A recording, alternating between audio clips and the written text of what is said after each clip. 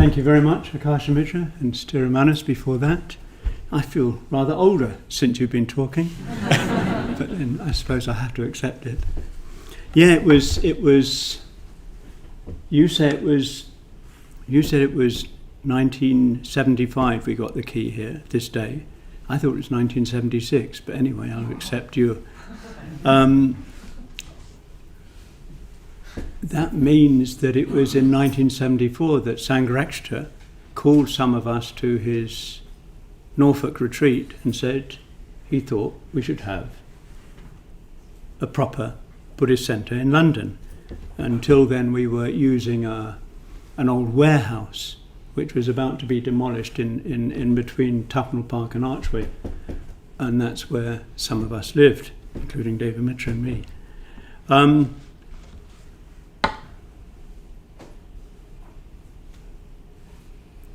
I remember the initial meetings with Subhuti, your president, and the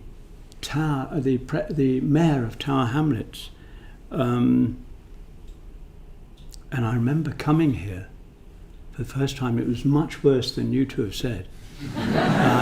It was a fire station. It had a fire in it, and it was eaten out by dry rot.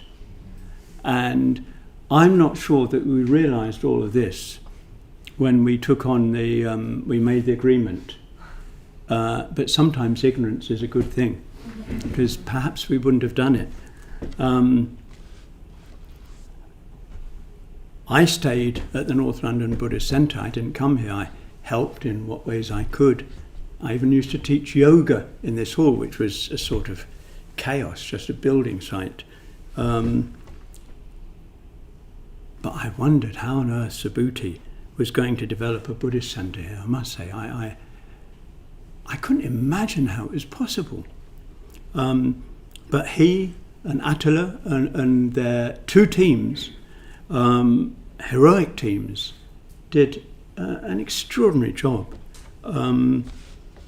As you've heard, they had almost no money at the beginning, and I was fundraising, but I didn't raise that much.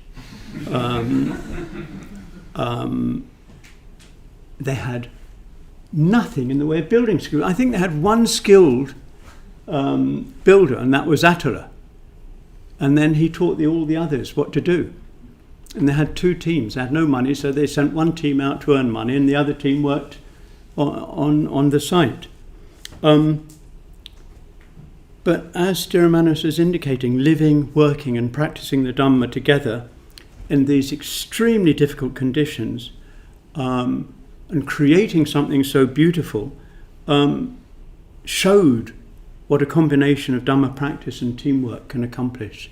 And I think it was the first proper example of this in our order. Anyway, I think my last talk here was probably a few years after that, probably 1983. So that too is a long time ago. So I've been asked to speak on Sangharakshita and socially engaged Buddhism. I noticed the title is Triratna, but actually, first of all, it was Sangharakshita. So anyway, there's not an essential difference. The term, I don't know how many of you are familiar with it, but I don't know anything about you. I sort of, those people who've got cases around their necks, I have an idea about your understanding. We have a lot of common understanding, but the rest of you, I just don't give talks in Britain. I have a son here, I have friends here who I visit every year, but otherwise I have very little understanding of present culture. But the term socially engaged Buddhism was coined by a Vietnamese monk, a very well-known one, Thich Nhat Hanh, who wanted to take the Dhamma, the Buddhist teaching, the practice of the Buddhist teaching, out of the temple, into society, into the world. And it was further developed by the Thai Buddhist activist Sulak Sivaraksa, who founded, sorry about these names, the International Network of Engaged Buddhists. And I've been closely involved with that for many years. However, when I first heard the term socially engaged Buddhism, I was confused. because I'd understood that Buddhism was implicitly socially engaged. You might have heard, maybe you haven't heard, if you're in India, you would have heard that the Pali words Bahujan Hitaya, Bahujan Sukhaya, and they're words spoken by the Buddha to his first disciples at the end of the first rainy season retreat. So they'd been meditating, practiced their Dhamma together, and so on for 3 or 4 months.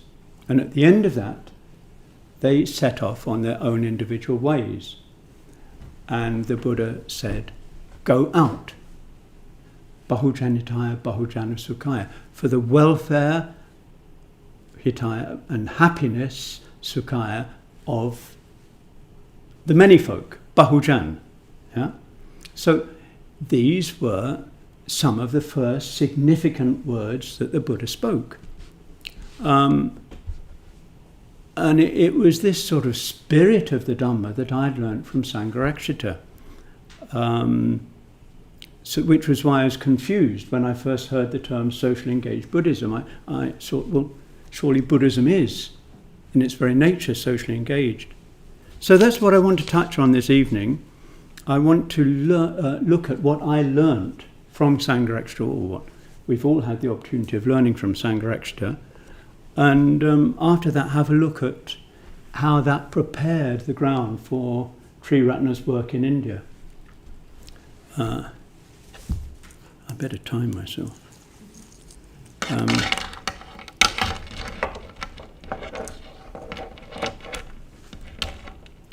So I want to start with a little personal background.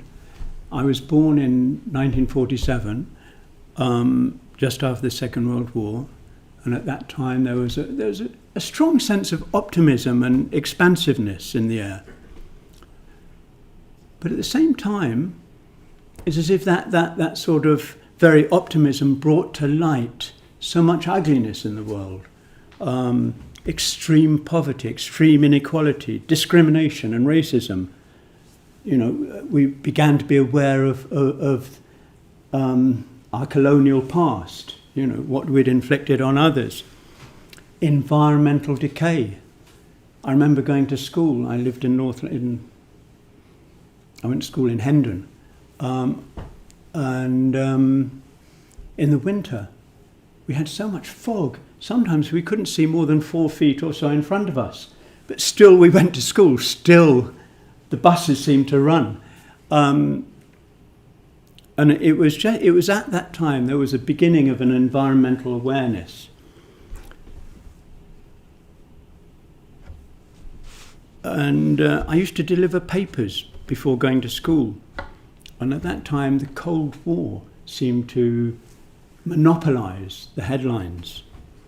I still remember the feeling of dismay when the Berlin Wall went up. I don't know whether you know about that, but it divided Berlin into communist Berlin and capitalist Berlin, to put it crudely. I don't think I understood anything about it. I just felt dismay at seeing that wall go up. And I still remember going to school one day in October '62, during the height of what was the Cuban crisis. Again, I don't know whether you know this, but it's probably the time when the United States and the USSR, as it was at that time, came closest to nuclear war. And I remember going to school that morning. It was a warm October day, and talking with my friends there, and we didn't know whether we'd actually get home that evening, because we understood that if there was a nuclear war, London would also go. So this was the sort of atmosphere at that time we were growing up into, and you know, the optimism sort of went, and we were overcome by a sense of helplessness, and gradually we began to realise that political, social and economic changes would always be threatened by forces of greed and hatred and delusion, unless there was a corresponding ethical and attitudinal change in society. I couldn't do anything about the world, but I realised I could do something about my own deeper attitudes, I suppose like many of you, about my own turbulent emotional mental states. And that's what eventually brought me to Buddhism, to the FWBO, as Triratna was then, and to Sangharakshita. I still remember the turning up for the first time at the FWBO Centre in Archway. As I said, it was an old warehouse, and it was not a very attractive sight. Anyway, at that time, Sangharakshita seemed to present the Dhamma as a path of personal development. And this is what we wanted. We didn't think we could do much about the world. We wanted to at least change ourselves, lead more satisfying lives, more empowered lives. And he talked of the higher evolution, he talked of mind, reactive and creative, he talked of breaking through into Buddhahood, the new man speaks, Buddhism and psychology. These were like nectar to us.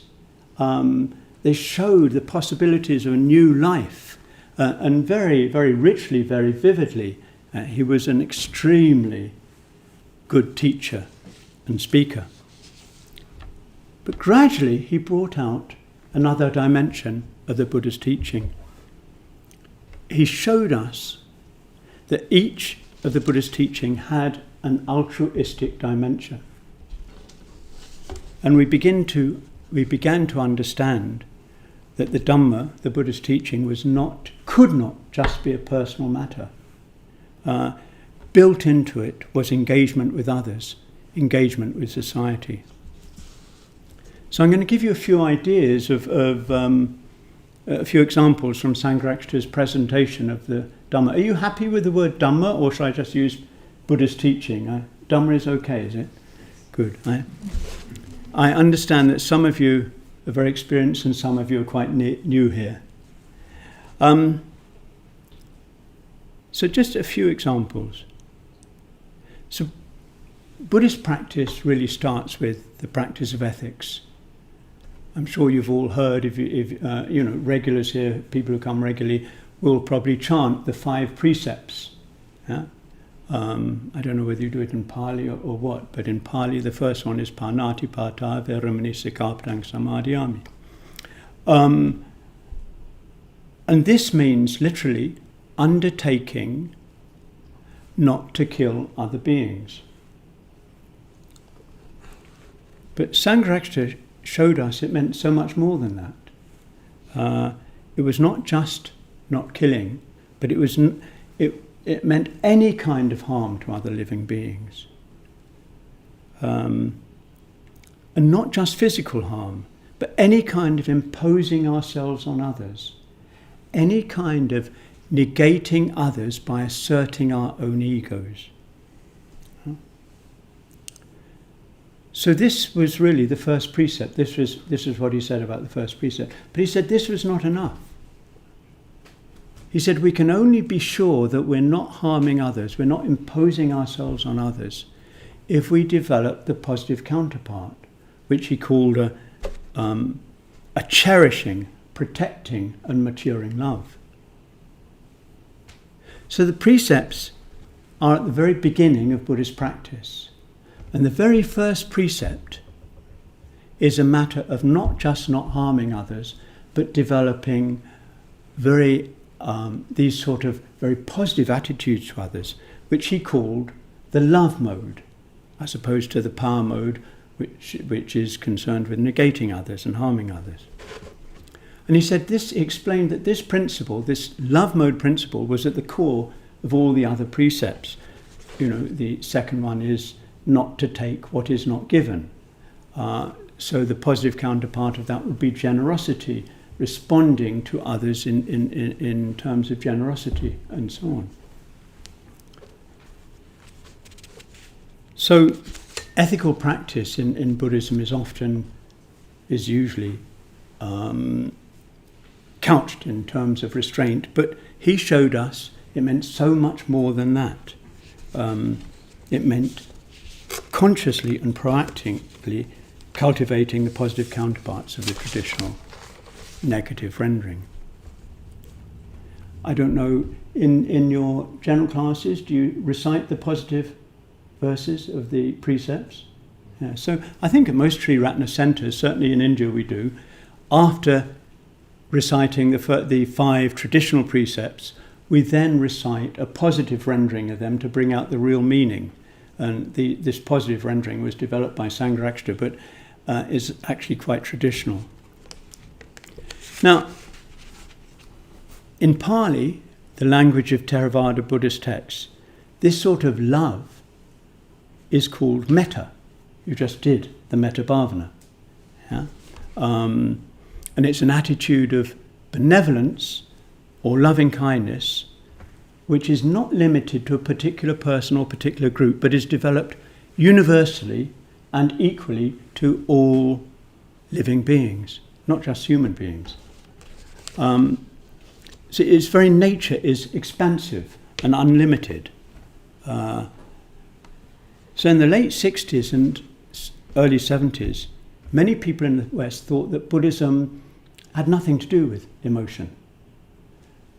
More than that, it was thought that Buddhism meant cutting oneself off from one's emotions. Emotions were not, had nothing to do with spiritual development.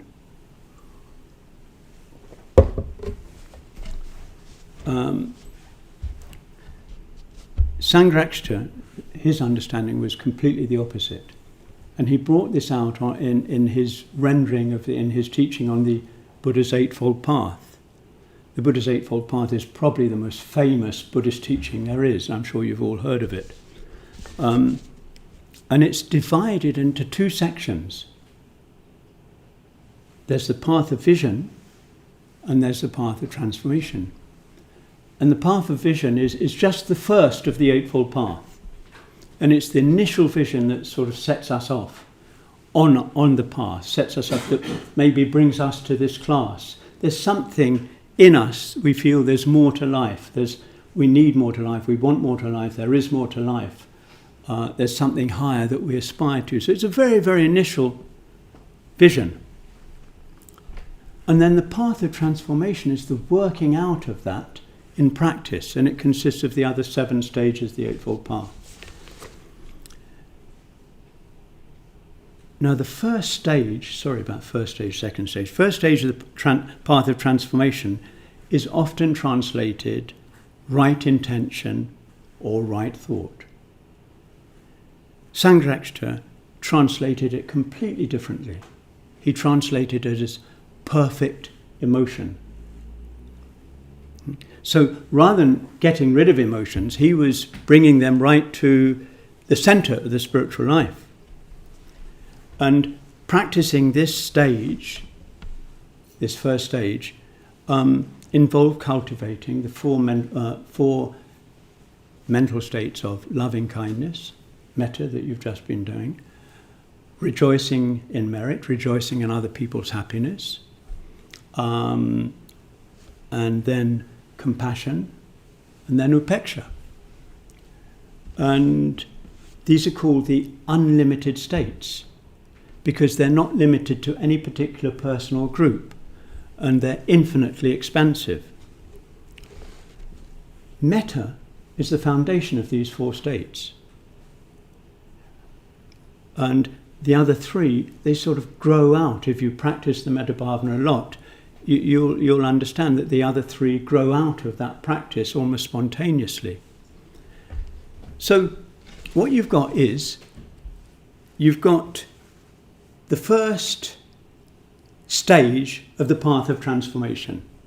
And at the centre of that first stage is the practice of the metta bhavana. Yeah? So the cultivation of these highly skillful emotions is actually fundamental to Dhamma practice. Yeah? And this is what Sangharakshita brought out. You could say, no metta, no Dhamma. So this is what we learned from him then. So rather than cutting off emotions, he showed that on the contrary, we had to develop our emotions the most highest and most positive and skillful state.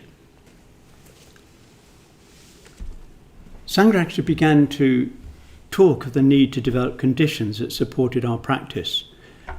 If you grow up in a Buddhist country, the institutions and so on the whole, support Buddhist practice. But we were completely new in practicing here, and there was no supportive conditions. So the two areas of life that take up most of our time and energy are how we live, where we live, home if you like, and work. Maybe 8 hours in one, 8 hours in the other, or 10 hours in one, 8 hours, I don't know what it is. So I'm sure you've often found that if family members and workmates are not particularly sympathetic to what you're trying to do with your life, it can have an inhibiting, a limiting effect on your own practice. And added to that, work often involves stressful or unskillful activities. So some of us, with Sangharakshita's encouragement, started residential single-sex communities to enable practitioners to live together and support each other. In fact, Lokamitra and I started the first men's residential community. I still remember a day in October 1972 climbing into the top window of an empty house which was about to be redeveloped, but we used it until that redevelopment and started the first community there.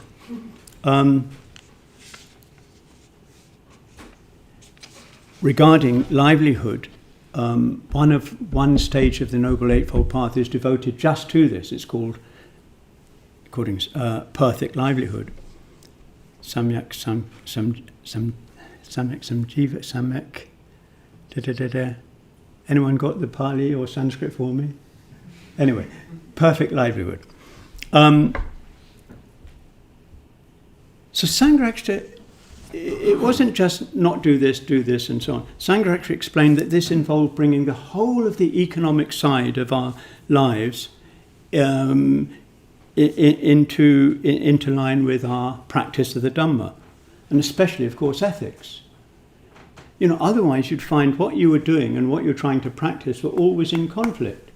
So he showed that this meant that in order to make progress in the Dhamma, livelihood had to be at least not contrary to our ethical practice, and if possible supportive.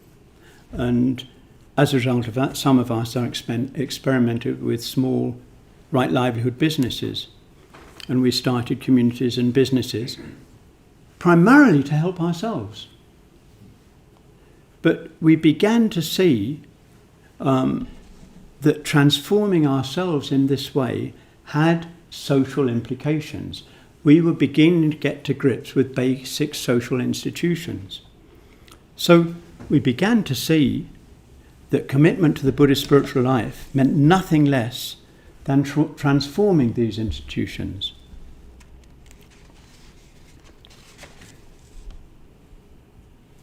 So that was really 1975, 1976, around that time we were doing that. And Sangharakshita around that time began to draw together the personal and what I call the engaged practice in his lecture series, Buddhism for Today and Tomorrow. Fascinating titles. The first one was A Method of Personal Development. The second one was A Vision of Human Existence. And the third one was The Nucleus of a New Society. And the nucleus was the Sangha, the spiritual community of practitioners. Lokamitra referred to that.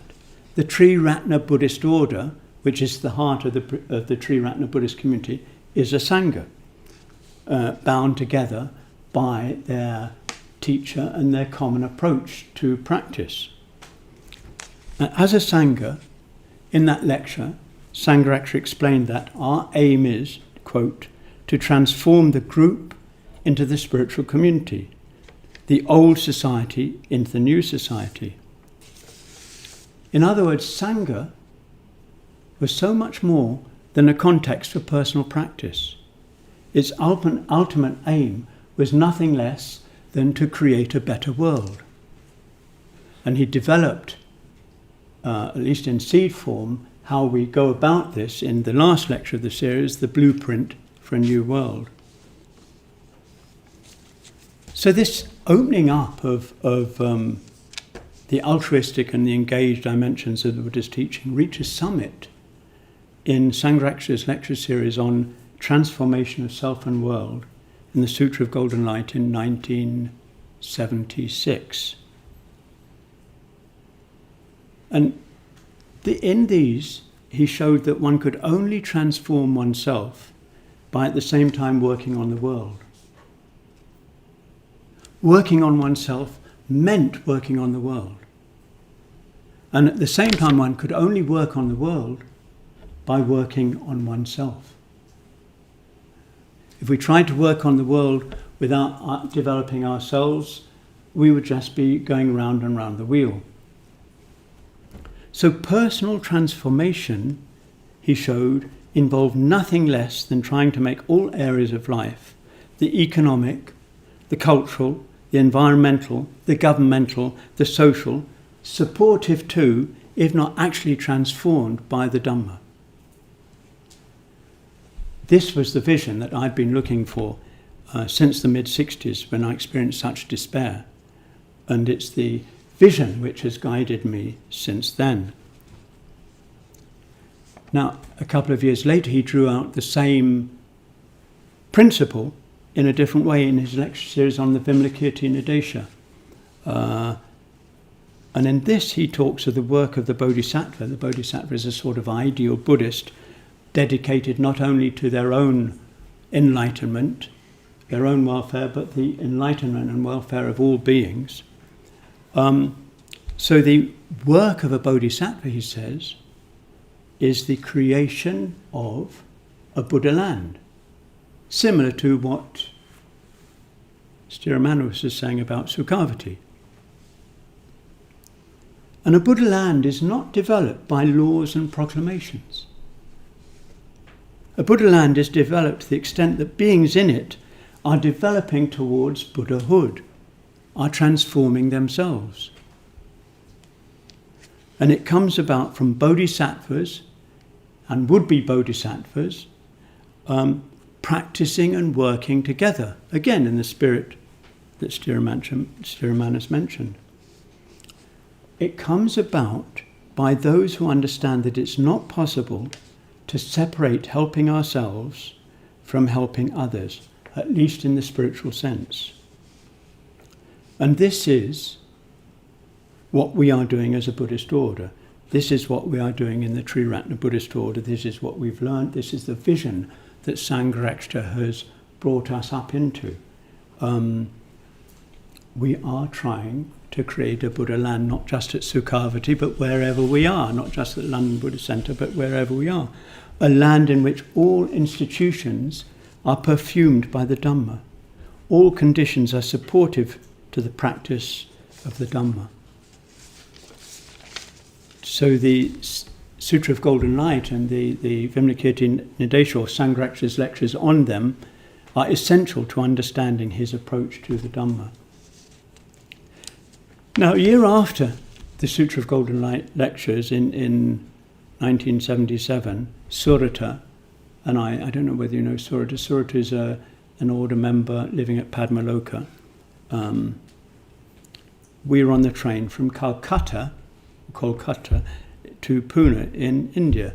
We just visited some of the holy places there and in India, and we'd just been to Kalimpong, where Sangharakshita lived or was based when he was in India, and we were going to Pune to study yoga with Sri B.K.S. Iyengar.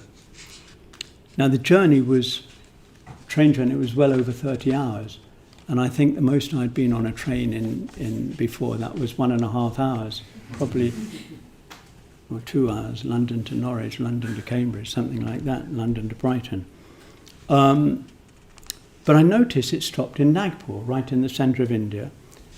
And Sangharakshita had old friends there. And he said, look, if you see these old friends, go and say hello from me. So we decided to get down for a day or two in Nagpur. And we found, much to our surprise, that the town was decked in Buddhist flags and flowers. We'd arrived without knowing on the 21st anniversary of Dr. Ambedkar's conversion to Buddhism. Not only him, but he took 500,000 followers with him. 500,000, it's not a small number. And that evening, we were taken to the conversion ground, the Diksha Bhumi. And I was at that time a sort of temporary freelance monk, an anagarika, wearing yellow robes. And I was put on the stage with all the monks. This was lower than the stage of the politicians, who were the main guests. But after the politicians had finished, the monks were called onto the main stage, and I was expected to address the crowd of hundreds of thousands. Again, the most I had spoken to in Britain before then was probably not more than 100 or so. Ambedkar was born in 1891, and he was born, some of you will have heard the story, a so-called untouchable, with all the immense disadvantage that went with that designation. It was not only at the bottom of the caste system, it was so low it was outside the caste system altogether. And I'll give you an idea, even today, all the most degrading work, all the dirty work, is only done by people who come originally from those communities. Some of you have no doubt been to India, travelled around India. Many, many millions of Dalits, I'll call them, because that's the common, it's not the official name, but it's the common name for people who were previously known as untouchable. Some people don't like it, but I use it as for a matter of convenience. So even today, many, many, many, many millions of people born into these communities still have very limited educational opportunities, still live in the most appalling conditions, and still have very, very poor educational employment prospects. Still, many, many millions suffer discrimination, if not actual violence, and all because of their birth as Dalits. So this is today, this is in modern India, and it's changing fast, it's improving fast, but it was so much worse when Ambedkar was born in 1891. Now, I'm talking about 1/6 of the population of India, which today is probably about 240 million people. So you're not talking about a few people. So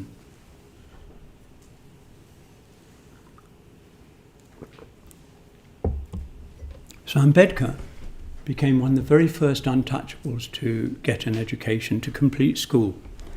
And he attracted the help of one or two very positive local Maharajas who helped him to finish his education abroad in America, Britain, and Germany.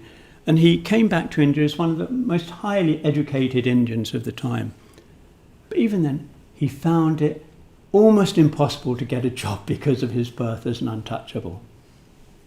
He had to fulfill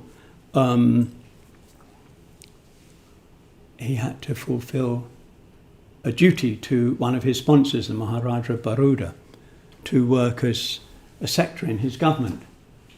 But no one would work with him. Even the office servants would just throw files at him. They wouldn't go near him because in the caste system he was lower than them.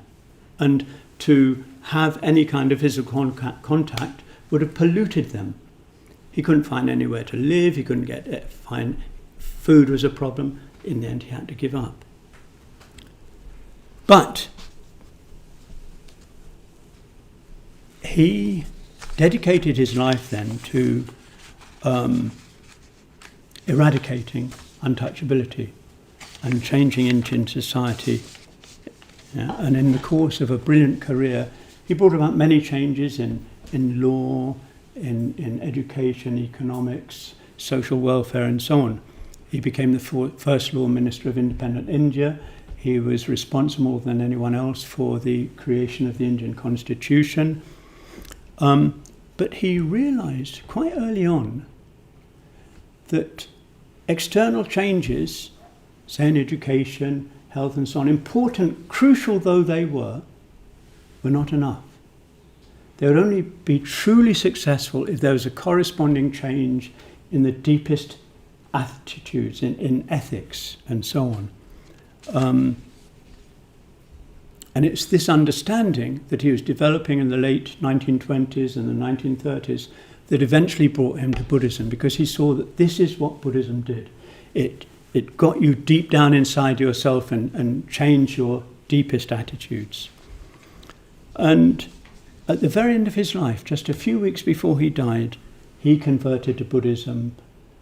That was the anniversary of that was the day that I arrived in Nagpur, was celebrating with 500,000 followers. And it's celebrated day by millions and millions of people all over India as their day of liberation.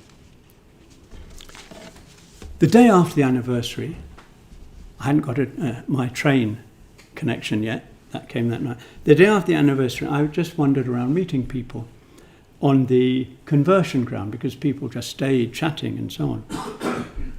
So many people I met remembered Sangharakshita with enormous gratitude. The conversion to Buddhism got little or no response from the rest of India. No other Indians effectively supported it. Yeah? There were effectively no or very, very few other Indian Buddhist teachers. It was largely ignored by the Buddhist world. So you've got here an enormous burgeoning Buddhist movement coming from the most deprived sections of Indian society, with no guidance, no teaching, hardly any literature, and most of the people were anyway illiterate. So one of the people who helped understand their new path was Sangharakshita, and he stood out. Dr. Ambedkar died 6 weeks after his conversion. He died in Delhi, but his cremation was in Mumbai. But the centre of his Buddhist movement was Nagpur. And Sangharakshita arrived in Nagpur on that very morning he died. And he consoled thousands and thousands of people over the next 4 days. People were incredibly distraught, apparently, because they'd just lost this great leader who just liberated them. And they didn't know what the future was. So I met, this was just 21 years after this conversion, I met many, many people who'd been at the conversion, many, many people who'd worked closely with Dr. Ambedkar, and so on. Now you can't find such people. Every year after that, Sangharakshita would spend between 4 and 8 months wandering around the plains of North India, teaching people. And one of his friends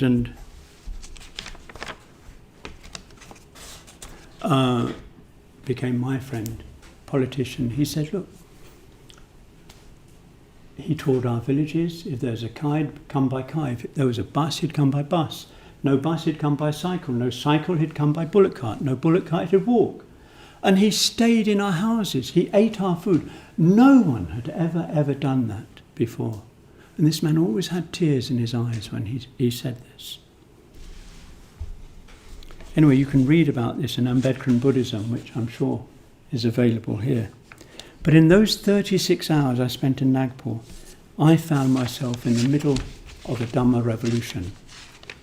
I found myself in a world of millions of the most oppressed people desperate to transform their lives and their society through the Dhamma. I found myself in a situation where the twofold transformation of self and world seemed a real possibility. and where we could, I spent 2 months in Pune after that, where Sangharakshita spent a lot, worked more than any other place. I had the same experiences I had in Nagpur of intense gratitude to him. And then Sangharakshita wrote to me, encouraging me to stay and live in India, and that's what I've been doing ever since. But we could work in India, I said not just me, we could work in India because of the commonalities between Sangharakshita's and Dr. Ambedkar's approaches to the Dhamma. And I'm just going to give a few examples. I think I'll finish this. Dr. Ambedkar, he started off wanting to change Indian society, came to, transforming the mind as and transforming attitudes is the key to that. Sangharakshita, I think, came from the point of view of transforming self, and then came to transforming world. So Dr. Ambedkar talked of creating Prabuddha Bharat, enlightened India, an India permeated by the Buddhist teaching. And this is not different in spirit from Sangharakshita's teaching of self and world in the Sutra of Golden Light. The foundation of Dr. Ambedkar's vision for a new society were his beloved trio of liberty, equality and fraternity.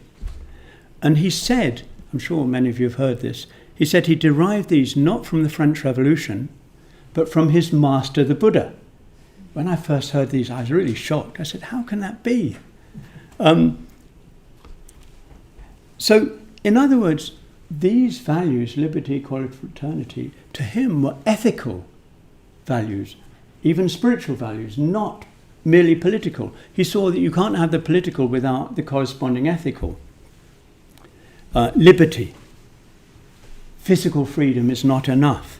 True liberty only comes from transformation of mind, he emphasized again and again. Equality. Seeing people just as other human beings, as individuals, not according to the group which they come from, not according to their place in the hierarchy. He said this is a test of Dhamma practice. How do we relate to others? Do we see them as higher and lower than us? Do we see them in terms of the group identity that they have? Or can we just see them as other human beings? Yeah? And Sangharakshita didn't call this equality, but he still emphasized seeing people as individuals and not in terms of the group they come from. Fraternity. Dr. Ambedkar said, look, a better word than fraternity is the Buddhist teaching on metta. Yeah? And he said, metta, fraternity, guarantees the other two. No metta, no fraternity, no liberty, no equality. So metta for him was the foundation of the better world. And then metta was central to Dr. Ambedkar's understanding the Dhamma. His talk of the precepts, very, very similar to Sangharakshita's. I'll give you a quote. Of the precepts, he said, the most important one was the precept not to kill. The precept did not merely mean abstention from taking life, but must be understood to mean positive sympathy, goodwill and love for everything that breathes. So how similar to Sangharakshita's a cherishing, maturing love. And the better world, according to Ambedkar, is worked on through the Sangha. He saw it as the ideal society, a microcosm of the better world. And this is not essentially different than Sangharakshita's nucleus of the new society.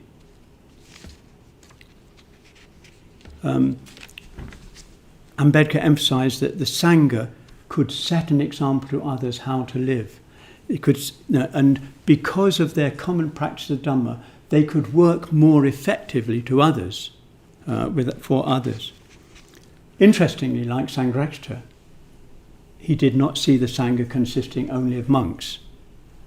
Anyway, there are many other similarities, but I've said enough to make the point. When I started in India, our new friends were not so interested in higher mental states. they were more interested at the beginning how the Dhamma could empower them to help others. And I talked to Sangharakshita a lot about this time, and he said, well, in a sense, the West is one extreme where people are interested in a subjective approach, and India is another extreme. Both are moving to the middle. So once we started Dhamma classes and retreats, people were very keen to start social projects as an expression of their practice of the Dhamma. And Sangharakshita encouraged the formation of the Karuna Trust that Lokamitra mentioned and worked with. And so we started a number of social projects. We started community and health centres in slums. We started quite a few of those. And we started 25 hostels for children who couldn't otherwise get a proper education because they lived in villages or slums or they were too poor. And these social projects provided opportunities for right livelihood and teamwork in India, like you had your right livelihood here. And we also responded to natural calamities, earthquakes, tsunami, floods, and in all of these, Dalits usually suffer the most. And also we respond where we can to some of the terrible atrocities that are still perpetrated on Dalits all over India. So Sangharakshita unfailingly and totally always supported this work, and he was so pleased that as a result of our Dhamma practice we were able to be quite effective in this area. But it was in Nagpur, at a college we started called Nagaloka, and Nagpur is where the conversions took place, that personally I really saw the magic in the Dhamma in terms of empowerment. Dr. Ambedkar's movement started in Maharashtra, that state around Mumbai. It's the second largest state in India. And it was in his own Dalit caste. There are hundreds of Dalit castes in India. Even the Dalits, the so-called previously untouchables, are divided into many castes, up, down, whatever. So the Buddhist movement was strongest at that time in Maharashtra among his own caste fellows. But by 1990, Dalits from all over India had begun to become interested in him, and especially his solution in Buddhism. We could have started centres, Dhamma centres, in hundreds of towns all over India, but we just didn't have the manpower. So we started a 1-year training course in basic Buddhism, residential training course in basic Buddhism at this college in Nagpur, in Nagaloka. And later on we started a BA course as part of Nagpur University, the same residential BA course. And all this work was based on Sangharakshita's and Dr. Ambedkar's approaches to the Dhamma, especially the commonalities where they came together. The students came from some most deprived and oppressed situations in India. They'd often come to us with a feeling of despair about their future. What can I do? I have no future in this country. But after a few months of Dhamma practice, many of them would feel transformed with a new vision of life. They felt that they could now do something for themselves. They could now do something for society. And many, in fact, did that. After they left, many started social work activities. Some started schools. Some shared the Dhamma in their villages. They've done quite a lot. And whereas in the 80s and 90s, all our social work was started centrally, all this work was developed spontaneously from their practice of the Dhamma as a result of the empowerment they got from that at Nagaloka. And there was another aspect of this empowerment. In India, the people from different castes, different regions, don't always easily engage with each other. I don't want to make that absolute because it sounds terrible and it's not the case. But after a few months of Dhamma practice, what we see is that people would just leave behind their old identities. Just like, the Buddhist teaching, the rivers go to the sea. When the rivers go to the sea, you can't tell. You take a drop of seawater, you can't tell, well, is this from the Thames, or is this from the Cam, or is this from, I don't know, the Rhine? Yeah. So in this way, our students had that sort of experience, that they would lose their old identities, and you'd have deep friendships from people from incredibly different backgrounds. And they would see each other just as human beings. So Triratna's work has made a significant difference to many, many thousands of people in the last 40, 45 years. And it's not only helped people tangibly, but it's also given faith to many others that Buddhism actually works. Yeah? That Buddhism can bring about change. People see, their son, daughter, their father, their uncle, their friends changing in front of them, and it gives them faith in Buddhism. They get faith that Dr. Ambedkar's conversion can bring about peaceful social change. Triratna is participating in this, and it's contributing to one of the world's most optimistic social movements. And this has been made possible by Sangharakshita's vision and approach to the Dhamma, and the way it resonates with Dr. Ambedkar's approach. Thank you.